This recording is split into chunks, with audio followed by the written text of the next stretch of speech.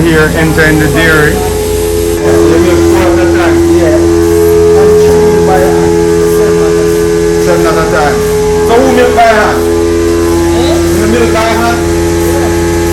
How much cow you can milk by hand? Yeah. Depends from the day. You know, sometimes you have a bad day, sometimes you are going to Alright, for your good day? say about 7. 7 cows? Yeah. Okay. How much days a week you milk? 7 days a week. Do you like milking cow? Yes. So you milk what, twice a day? Yeah. Okay, so milking that? No. Okay. So how this work now? When you turn on the machine, you put down that on the other, and the milk now go into that. Yeah. And You know how much milk is in there from here? Yeah, from kg. This is black. Oh, the weight. Yeah, kg. Right. And this is pound. Pound. So you know how much pound of milk is going inside here? Yeah. Okay. So the vacuum pump here inside here. Yeah.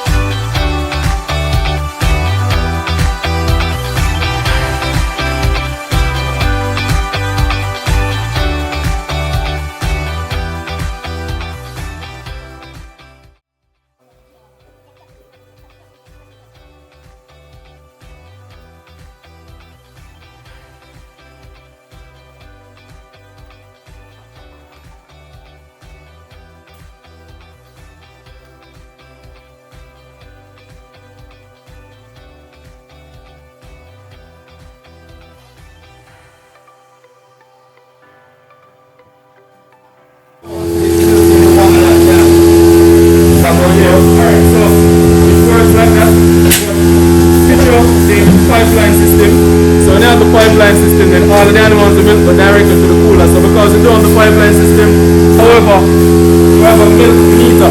So what this eliminates is us to empty the pond each time, such as that one. So each time we milk an animal inside that, the top of record keeping, we'll have to empty this pond. The other pond. So what we do is that when we milk animals, how much milk in there? Yes. So how much is one of those done in terms of size? It's 9 gallons. 9 gallons. Yes. So what happens is that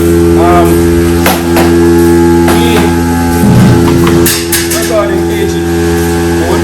So we have to measure it here in kg so we can milk more than one animal inside of the pond, and then after which we empty.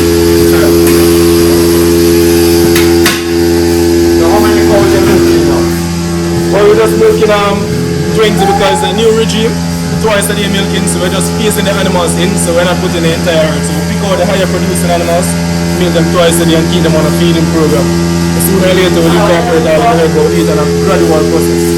Sooner or later we'll have all the herd milking. That's how much you have now in your herd? We have 42 currently milking, but we're milking half of that. So we're milking 20 of the 42.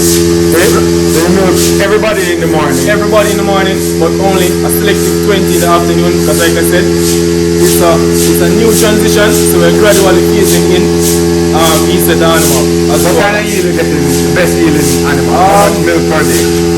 One probably 8.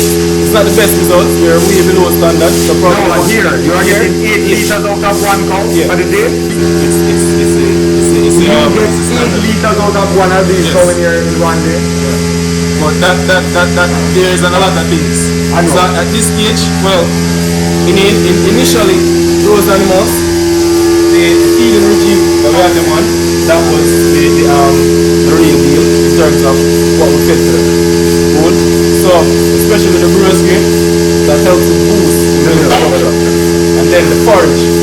But with the transition in terms of the changing climate to the grass, the consistency in terms of how we feed, that's a bit below par.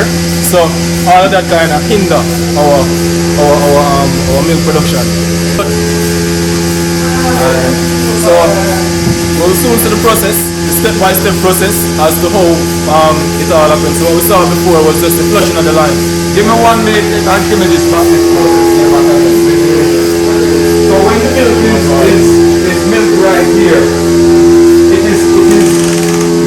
You throw it from those cans into this. Yes.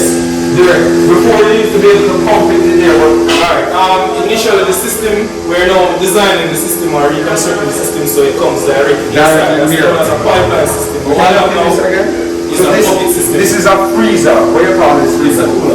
Cooler. They call it a cooler. Yes. So they throw the milk inside the cooler. Alright, so that metal thing that you see that goes directly and touches the milk, It rotates. yes, that's actually It agitates the milk and makes sure everything inside evenly inside. maintain that even Maintain the temperature within the milk all over inside of the can. And this is the pasteurizer, right? Yes, this is the pasteurizer here. So the milk goes. Alright, so this is a batch pasteurizer. Batch meaning we cannot do it in some what will happen is that you will have the milk coming directly from the cooler inside the pasteurizer. But this now we have to put it inside here manually. So we do it in batch. Right. So this holds I think 200 gallon. How liters? No, 200 liters. Yeah, liters. Yeah, this is 200 liters. 200 liters, and what happens is that again we have this the agitator. So the moment you pour the first gallon of milk inside, this is on and it doesn't stop until you shut down the entire system. So this will maintain. So what happens now is that when we pour the milk inside here, we allow the milk to go up to 90 degrees. 90 degrees. Set standard to 90 degrees. So it will go up all the way to 90 degrees. Now after it reaches 90 degrees, we will shut down the entire system. But what happens is that we don't allow the milk to boil to 90 degrees before we start to homogenize. Because what we don't want to happen is that we don't want to burn it. Before you go there, how does it heat the milk? Alright, so the walls are insulated. So what is inside this wall is water. So what happens is that So this is what you call a jacketed tank. It's a jacketed tank. So hot water goes inside this, and they actually use the hot water, and there's a heat transfer. yes. And it hots the milk. So you have a hot water source. No, what happens is that we pour the top water inside normal room temperature and then it will heat up. Heat. Okay. Yes. Has an electrical heater around here Yes, that yes. heats up the water, which in turn heats up the milk. Yes. So what happens is that when we're finished with the whole process, you'll get back to that in terms of how we get back down the milk to room temperature, because you know the milk will take the temperature of whatsoever Water temperature. is inside. Right. So as is now, there's water inside the walls. Water is always inside the walls. So when we turn on the pipe, what we do is that we dispense the water that is in there to fill it back with the water at the temperature that we initially would have wanted. So you do a heat exchange to cool it back down. Yes. Right. So you run water through it to cool it back down. Yes. So it is a two-way system. Yes. And it carries down the temperature down to almost like room temperature. Almost like room temperature. Whatever temperature that the boiling water is, it will eventually reach that temperature. It takes a little bit of time though, but it will eventually reach it. Right. And then now you move it now to this machine. Yes, but before we go back to the cooling process, as soon as it reach, because like I said, we want the water to. So as is now, what the reading that we're seeing here is actually the water temperature inside here, Right. inside the walls here. Yes. So if I'm supposed to turn on the heater, we're able to see now the 97 degrees. Right. So initially 90, we're going to reset. Right? So here is the 90 degrees that we want the milk to reach. So there's two thermometers inside. This is a manual one, and there's also an electronic. So this is the electronic one that we're seeing here. Right. Like I said, it's now reading the temperature of the water. They're always going to be very, very close. Sometimes it will be the same, but in most cases it's probably by half by 1 or 2 points. Alright? Now, when you reach about 60 to 75 degrees, the milk temperature, we will start to homogenize. As like I mentioned before. Yes. Yes, we homogenize while we're pasteurizing. So by the time this reaches 65 degrees to 70 degrees, we will start to homogenize. Alright, so Homogenize is what process? What does homogenize do? it breaks the fat particle. inside. So we get that It makes the flavor. molecules more small. Smaller, yes. And as you know about fat is flavor. You know. Right. So what happens is that when the fat particles break within the pasteurizing process, what you will find is that the milk will give you that natural flavor to it. So how does this do that? Alright, so it's a high pressure system. So inside here, so when you turn on the milk pump, it will then pull the milk from there and push it and forces it through some tiny holes here. Right. So while it's coming through, there's like these piston like they go back and forth. Right. And compresses, put it at high pressure. So it pushes it right through, so tiny hose all the way through, and it goes back inside the tank. Like I said, the agitator stays on right through, so you have that distribution. So you want to How you run this process? Alright, so this now will like homogenize it for let's say about 30 to 45 minutes. Okay. And then after which then we will shut down the system, but we'll do a reverse in terms of how we shut down the system. So at first we have to adjust our pressure in terms of the amount of pressure that we need. So we'll carry initially to about 25. So we maintain it right there, and then as soon as we reach to 30 to 45 minutes, then we shut down the homogenizer and then allow it to pasteurize all the way back up to 90 degrees. Now this machine here is basically a bottling filling machine. The milk product comes inside here. It has never been used before, but you do have this filling machine here that you can also fill bottles of milk, I guess different sizes and so forth. But this is one of the equipment that they also have here at C.A.S.E, a filling machine. And basically when you finish pasteurizing the milk, you put it back in the cooler and keep it there cool for further use. Yes. Whether you bottle it or basically you're using this milk internally now in the school. Yes. Right. So we store it at 4 degrees. You store it at 4 degrees Celsius, and then this milk is used for the students that come to C.A.S.E in the canteen and the lunchroom. Yes. Right. Okay, sir. So now we'll take a look now at the actual milking process. We have some cattle now, actually on the milking line. We now have some cattle on the milking line. They are now, when the cattle goes here, don't stand up. So they lock their heads and you give them feed. Yes. They put feed in front of the animals and then they put the, what you call it? Alright, so these are the teacups. These are called teacups. On each teeth. So they put it on each teeth. So the mother has 4 different compartments, right? So you realize the entire set has 4 teeth cups, right? So each teeth cup goes on an individual teeth. Alright? So there's a specific way in terms of how we set or we articulate the machine when we're milking. And also key point to note which you won't see just by standing here. We know that the back teeth will produce more milk, so what will happen is that if we notice this section right here, this section of the part, there is more vacuum pressure on the back teeth than what is here on the front teeth, because the back will produce most of the milk. So we always have more vacuum pressure here. They put more pressure on the back nipple. Well, naturally the machine will do it, because when we are articulating the hose, it is specifically designed so that the back teeth, they get more pressure because of the amount of milk that's produced in the 2 back teeth. So this is the whole process here. They bring the animals here, they are milking them with the machine, some form of manualness in this, and they have a milking meter there. They can measure how much kilograms of milk they get from each animal each day.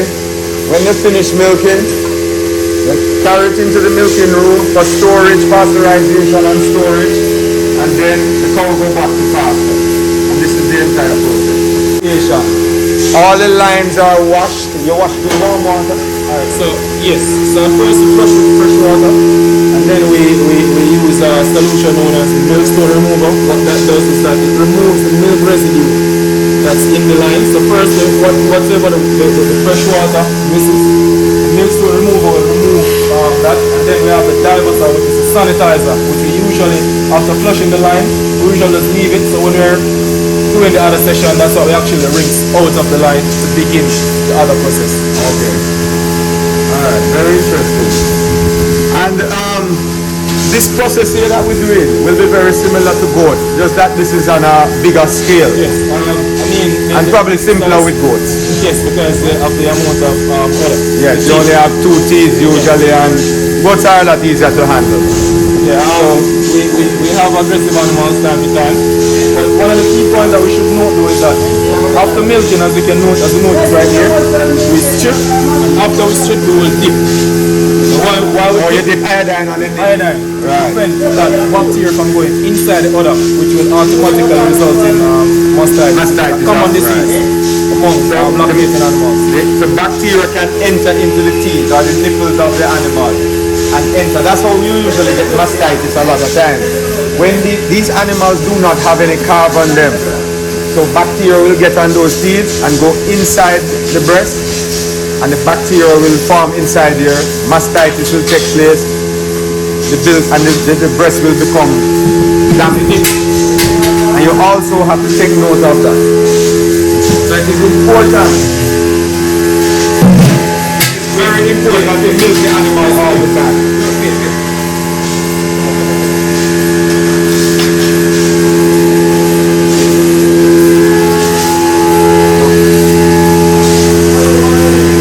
This is the iodine dip, and it's diluted in water.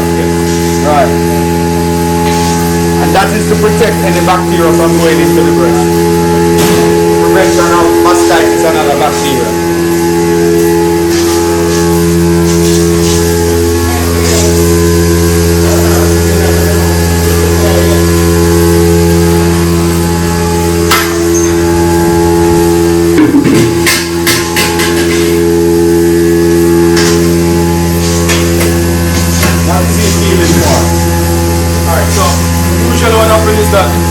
Mimicking, so naturally the calves would have, when most time when the calf push on the breast. So what we're doing is that we're massaging to allow that flow, that down flow of milk.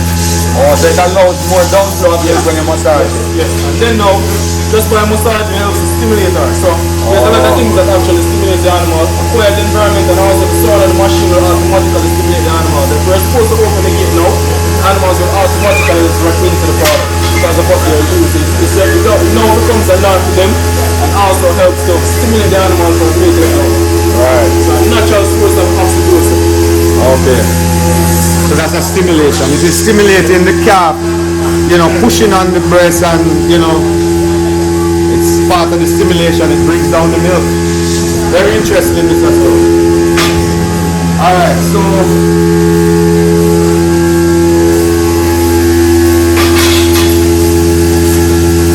you can actually feel when all the milk is out of the udder. Not really, because what you will be feeling though is that you will feel a mammary gland when you're actually massaging. So what we'll have to do is that we'll have to check the flow of milk right here. Right. Why is the glass? So we use that to determine the flow of milk that's coming out. And then when that stops flowing, then you know you're going to gives you an idea that the milk flow and stop. So what we have to do then is that we have to either, like what you do now, apply a little bit of pressure to it. So it helps you with the whole vacuum, the whole pulling up the milk. Okay. So slight amount of pressure to the machine like that, and as you can see, the milk flow has increased. Right. Okay. Pressure there. It's pulling down, and as you realize,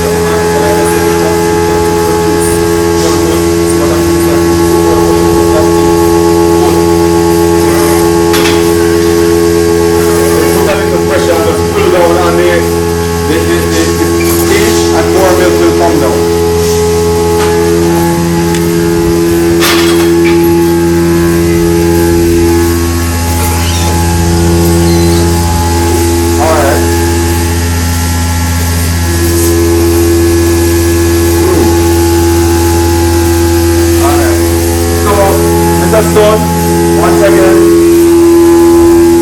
Once again, Mr. Stone, thank you very much for showing us You're milking Parlour, one of the many duties that you have here at C.A.S.E. And we are very happy to have been able to film this. And this is Mr. Stone, one of the trainee teachers at C.A.S.E. Agricultural School in Jamaica. They have a lot of big things going on here with the milking animals, and they are growing from strength to strength. There are some expansions that are going to happen in this milking area also. Yes. A lot of expansion. So we'll probably come at a later date and see all the changes that take place, as this is totally a manual process right now. Thank you. Yes. Please continue to subscribe to my channel and keep watching. Thanks.